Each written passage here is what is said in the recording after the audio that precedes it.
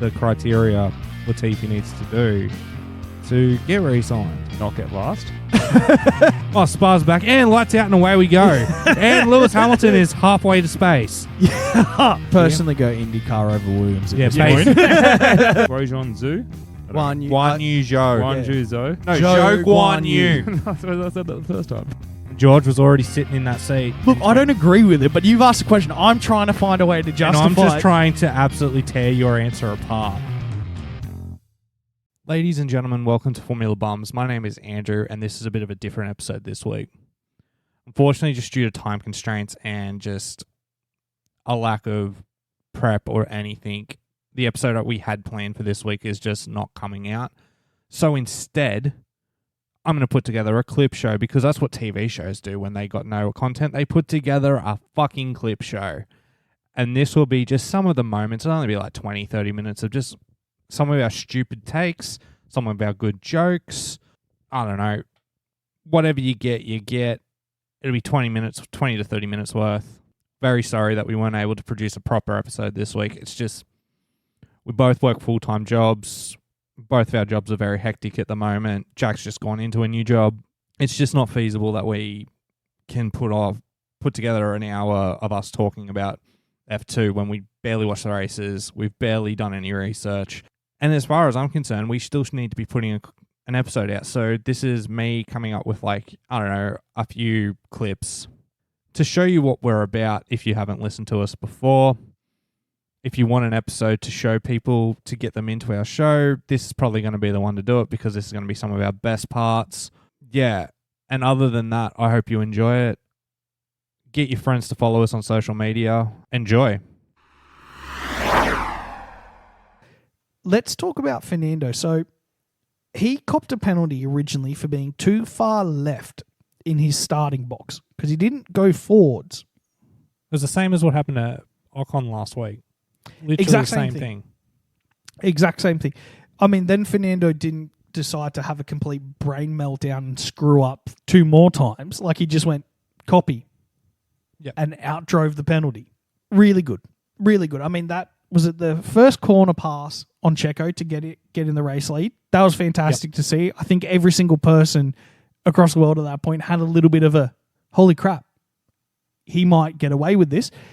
Turned out that I think Aston was just very, very smart all race, where they went, look, man, we could waste time and tyres and fuel fighting someone who is eventually going to get us, or take an opportunity if it comes up, but if not, get the hell out of his way and come second or third. Like, it seemed to me that team made the right overall weekend decisions to bring about these points in the end. But then, if you want to look at Fernando's race in a whole, obviously he gets the penalty at the start. Dum-Dum does dum-dum things, has his car go bang-bang, and causes a safety car, which, unfortunately, if they'd have got him to stop 10 to 15 seconds sooner, Alonso would have just come straight in and got a pit stop easily the lap before the safety car came out, which is when you ideally want to do it. You know what I mean? 100%. However, obviously they have to do the extra lap. Safety car comes out. Fernando ducks in. He gets the cheap 5-second pit stop. 5-second penalty on his pit stop because the whole field slowed down at this point. So it's effectively negated as far as we know. Yes. However, about lap 30 or something, it comes out that potentially he's done a knock-on and hasn't served it correctly, which is an automatic 10-second penalty. And the ROC, the Remote Operations Center in Geneva, clears the pit stop completely. They're like, no, it's fine. So the stewards think nothing of it. Race on. Until the last lap when they get a report from Geneva again saying, actually, we think there's an issue here. You need to investigate further. Hence the post-race 10-second penalty is applied to Fernando. Right? So that, while the podium ceremony is going on, Fernando is actually not part of the podium. No. However, Aston jump straight onto this and appeal it. And they appeal it with the video evidence of 7 other time penalties because the big complaint was the rear jack was put into position. that's what it all boiled down to, wasn't it? It was literally... the rear jack was put into position, and under the rules that the FIA and the stewards were regarding, they thought all teams had agreed that wasn't allowed, essentially. However, Aston Martin, in the right to appeal, has turned up with 7 video evidences of penalties from the past where the rear jack was in said position, and brought up the fact that no agreement had been made between the team's principals and the FIA about the rear jack not being allowed to be put in position. I think you've seen them, right? They're these stupid little internet comics of like how to care for a baby, where it's like picking up the baby and it shows like you holding a baby as you normally would, cradled, and then the other one's just picking it up by its head. Yep. I think the FIA needs to start making those, or like little shitty government info ads for the teams, because every year we see situations like this where a team does something, they're handed out a punishment which is interpreted under the rules as correct. They provide evidence saying their interpretation different. How the hell can this sport be worth so many billions of dollars and we don't have a definite set of rules yet? Like, they came out and were like, oh, well, everyone else did it. And the F1's answer was like, yeah, but don't you remember you all said you wouldn't? And they're like, no. It blows my mind because, one, it ruined his 100th podium. This was Fernando's 100th step up onto the rostrum. So he didn't get that. That was taken away from him because,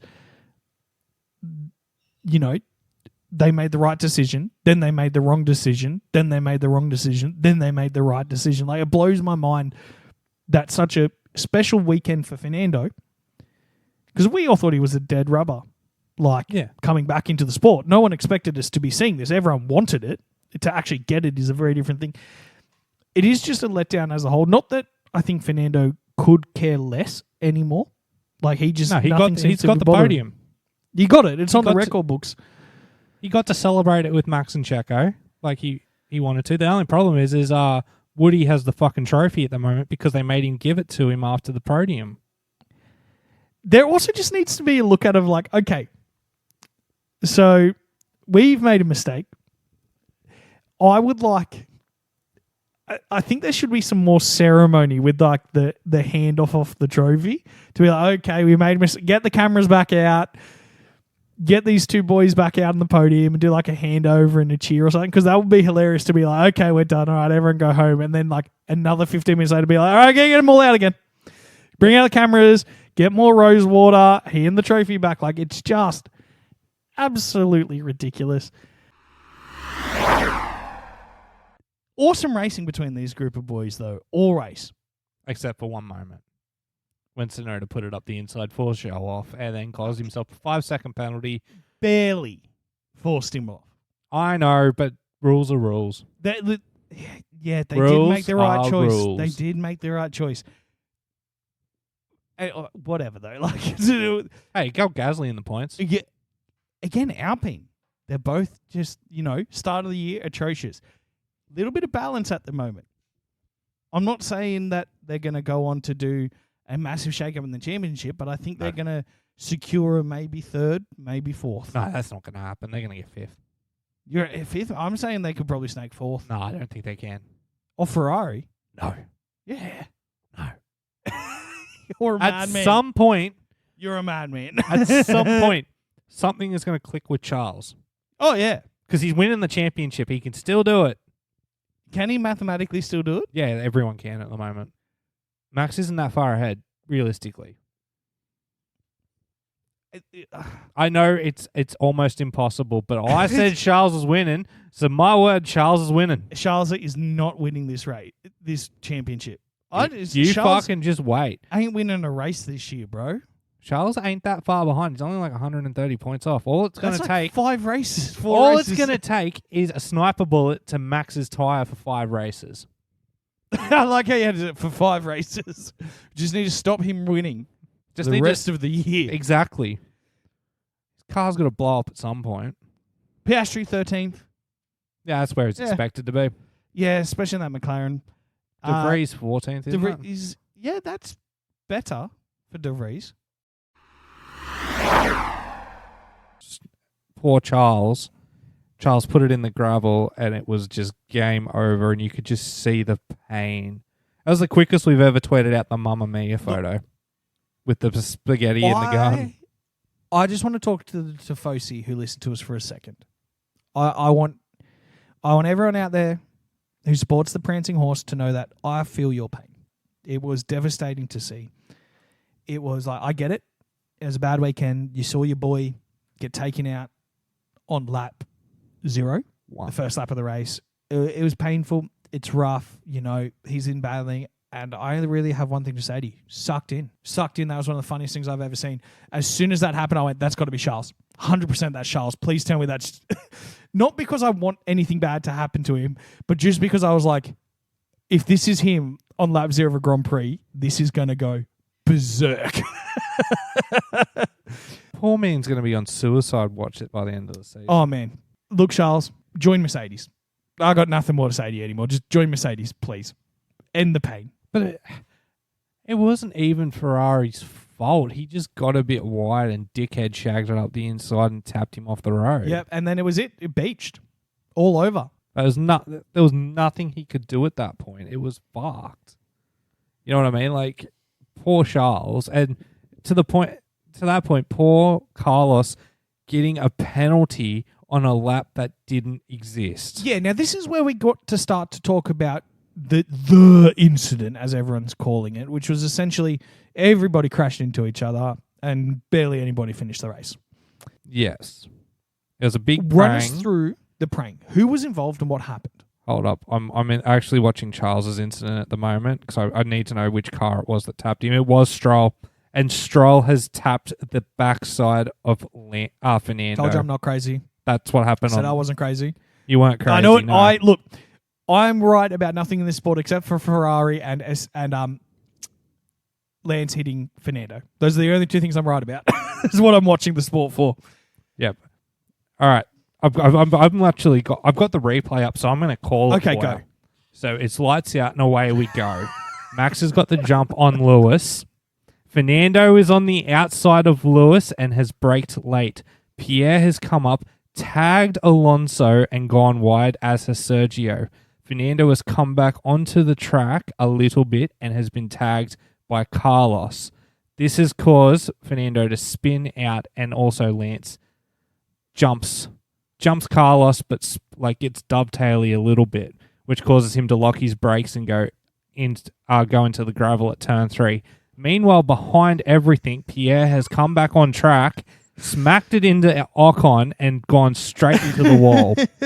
And somehow, Logan Sargent has ended up in the gravel because they've cut away from it, and I didn't see it. And then also at that point, didn't How was that? Yuki get run over right at the back? Didn't someone run over his tyre behind all of that as well? Yuki was involved in an incident at some point during this. Hold up. Can I slow down YouTube? Yes, I can. I can slow it down to 0.5. All right, I've got it in 0.5 slow motion. Where's Yuki? Okay, Yuki has gone to the side of Ocon. I want to say that's Yuki there. So Ocon's now got the run. He's tagged Ocon a little. He's got past Ocon, and then there's the incident with the two Alpines. Was that him? Yeah, it had to be, because Yuki ended up in 5th place. Because someone ran over his tyre and launched themselves like... No, it wasn't. It wasn't running over his tyre. They just sort of touched side pod to side pod. There was no touching of the tyres. But I know one of them popped into the air a little bit, like it was a shunt. No, that was further back, and that's when De Vries went. Okay, that's the one I'm remembering. Because did that happen at the same time, or did that happen earlier in the race? No, that was earlier in the race. Okay, yeah, because there was that one too. But yeah, no, you're technically correct. You remembered someone running over a tyre of an AlphaTauri, but I want to say that was De Vries, because then De Vries had damage or some shit. Okay, so here's why I'm confused. Because that red flag incident happened 2 laps before this red flag incident.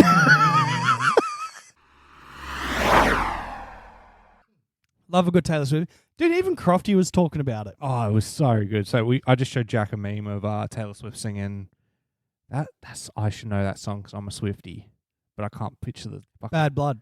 It is Bad Blood. Dude, okay.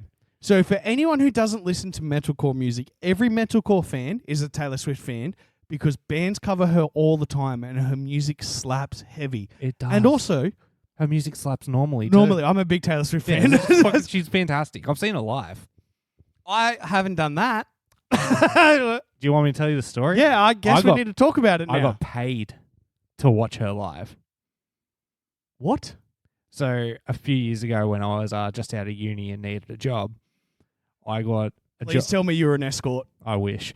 I wish I was her escort. No. Jesus Christ. No. So I did tickets. Like I was at the door taking tickets, and so we did that through the whole opening, which was Lord, and I didn't give a shit. And at the end, they're like, "Oh, do you want to go just stand in the crowd?" And I was like, "Fucking oath, I do." Yeah, it's Taylor Swift. And it was at ANZ Stadium, like the Olympic Park Stadium. So I'm just standing there watching Taylor Swift play fucking music for 2.5 hours. Was this what album was originally? Was it Red or was it? No, I think it was the one after, the one with Bad Blood, Shake It Off, and all that. Oh yes, yep. That album. That album, fantastic album. It was a fucking sick show. She puts on a good show. She 100%. But yeah, that's my story. And join us next week for our Taylor Swift podcast we're launching. I'd do that. Because we could relate it back to Formula One, being like, so do you think she's dating Fernando? Yeah, talk about Taylor Swift and be like, well, I hate Harry. First of all, I want to make that clear. I'm not a Harry Styles fan. Anyway, back to F1. Crofty had a field day over the weekend. Crofty had a field day. Who was the side commentator this weekend? It was Karoon. And Karoon made a few blank space comments. Well, that's what Fernando said during the sprint race. He goes, every corner you have to leave a blank space. He said it on the radio. Look it up. You know what else he said? He asked his engineer how many laps are left. They're like 14. He goes, that's a good number. I'm going to push now.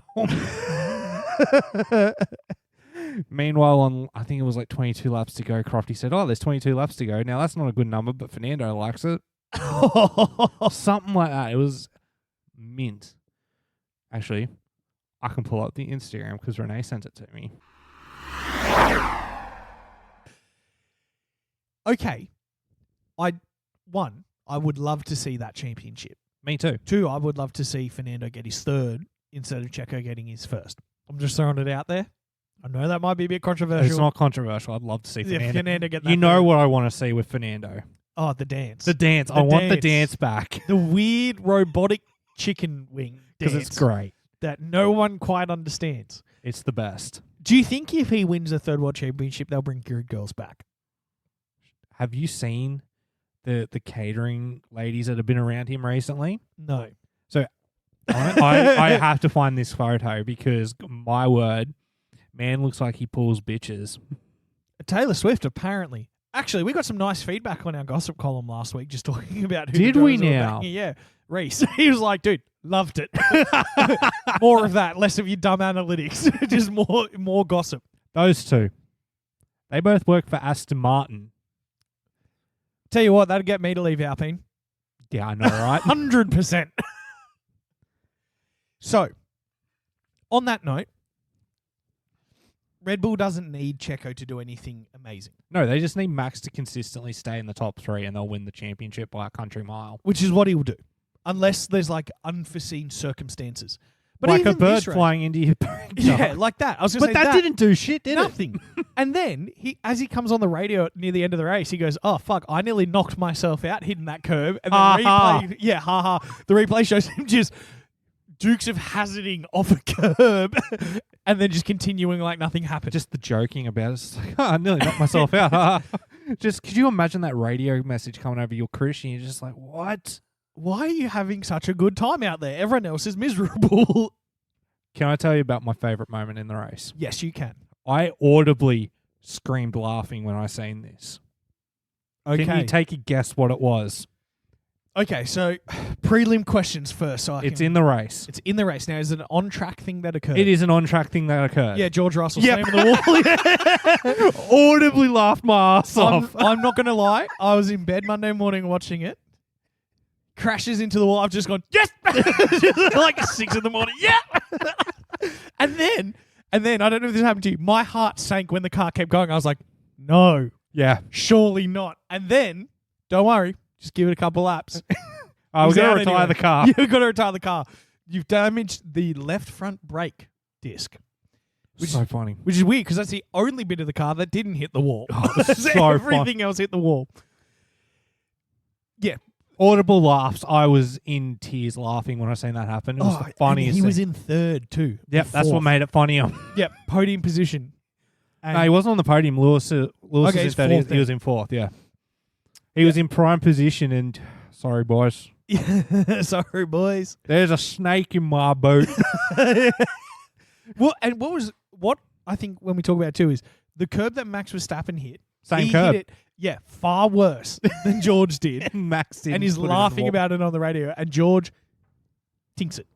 Just skates over the top and race over. Oh, it was great. For all intent and purpose. His race ended a little bit later. I know. But the other thing too is this track is notorious for having no passing zones. There's only one real passing opportunity, and that's turn one. So doing the Monaco train strategy is actually viable. You've just got to block for one corner. You know what I mean? Yeah, and that one corner has led to some pretty interesting results in the past. I want to draw your attention to Valtteri Bottas. The kamikaze.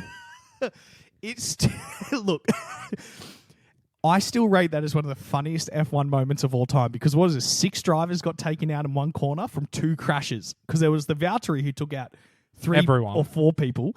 No, there was another one behind where the other 2 cars bungled into each other and went off in the slide, but they weren't touched by Valtteri. No, my favorite moment of that, because it was wet at the start. So they've all done laps under the safety car, and then as the safety car's pulling in, every car pulls into the pits because the track's dry enough to have dryers on. There's one car that stayed out on wets, so there's just one Mercedes on the grid because no one wanted to be around a Mercedes at that point. No. Is that the same year or a different year? Same year. It's literally the restart after that crash, after the red flag. Yeah, it's the racing isn't always the best, but something always happens at Hungary, and I think it's because it's right jammed up to like the mid-season break. We've got one race after this. So you've kind of got people going, well, you know what, we've got development coming. Most of these parts are getting changed. Have at it, boys. It is funny. With Esteban going up against Pierre, there's going to be more butting heads, obviously. Esteban's going to want to beat Pierre. Pierre's coming into his backyard to be the big dog, let's be real. Yep. Esteban's going to be that little yappy dog that's like, no, this is my goddamn yard. And he will push it harder this year to beat Pierre, but will blow his car finally. He'll finally push it to the point where the car blows all the time. Look, I hope so. And there's a man in green driving around this year that has a disdain for him as well. Yes, Fernando Alonso is, GOAT status of personality in the sport. He's going to be like, you're gone. He is. There's going to come a point where it's like Russia and he's just like, well, I'm just going to do it. It's lap 1. It's lap 1. It's a racing incident. They won't get up me. And they'll cut to his helmet cam. He's got one finger in there cranking the steering wheel and be like, I slipped. What do you want me to say? I slipped. I love Fernando Alonso. Me too. And it breaks my heart that I put him at 8th. I actually put Fernando at 8th too. But just in front of Ocon driving the train.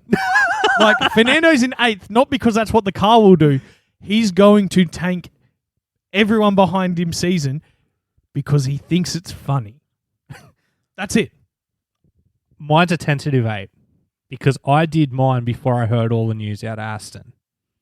But I left him there because Fernando's vindictive and will crash out with Ocon at least 4 times this year. Four times is a lot. Well, that's the only 4 times they ever come close to each other on track. Right, yeah, no, fair. If that Aston's good, Fernando will be good. Yeah, and look, well, Fernando's going to be good regardless. Even if that Aston comes out the same as last year, he's going to do Fernando things in it. Nothing will stop him. Like, he has a unique ability to just not care about whatever the car's telling him to do and just drives it anyway. Yeah, exactly. Eighth would make me happy. Higher would make me ecstatic. But I think eighth. Everyone above him, except for the seventh, so pretty much from 6 and up, there was nowhere. It was interchangeable. Could be anybody. No, that's how I feel, except for third and fourth. I don't think that's interchangeable for me. All right, fair enough. So you had Fernando at 8 as well. I had Fernando at 8 because I think he's going to crash into Ocon 4 times on accident, and B, even if the car is good, there will be that temptation to train Monaco, to train any track he can, because he's a great train driver. Yeah, and like Singapore, he'll be like, man, I'm just too hot. I'm going to kick back and just block the track for half the race. Exactly. Like, there'll be opportunities for him to just chill out.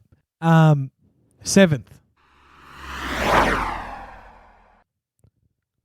So that was it. That was our clip show for today. Here's your homework for the next week before our next preview, which will be Zandvoort at the Dutch Grand Prix, which we all know Max Verstappen's going to win. You got to get 2 people to like our social medias. They got to follow our Instagram, like us on Fakibook, and follow us on Twitter or X. I don't know what it's called anymore. But if you can get 2 people to do that by the end of the next episode, that would be really cool. And that would make this episode a little bit worth it. Once again, we apologize for not putting at the F2 discussion. We will get to it. I swear. It's just we need more time, and that's something that me and Jack don't have the luxury of at the moment. So I do apologize for that. But we do want to give you, the people that listen to us, some form of content every week. It honestly blows our mind every week when we look in and look at our statistics to see so many people wanting to listen to us. We love it. We love you. We hope you join us next week for our proper return to form.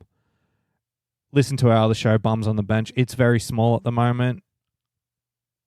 Maybe I've put a clip in. I don't know. I'm recording this before I've even made the episode to make my life just a little bit easier. But please, it's at Bums on the Bench everywhere for that show. And for this show, it's at Formula Bums everywhere except for Twitter/X, because Jack's dumb and he said at Bums Formula. The links are in the description of the show. Join us next week. Preview Holland, Netherlands. What the fuck do they call it anyway? I don't know. Netherlands Grand Prix. Max Verstappen's home race. Be shocked if it's not a Red Bull win. Anyway. Love you. Bye.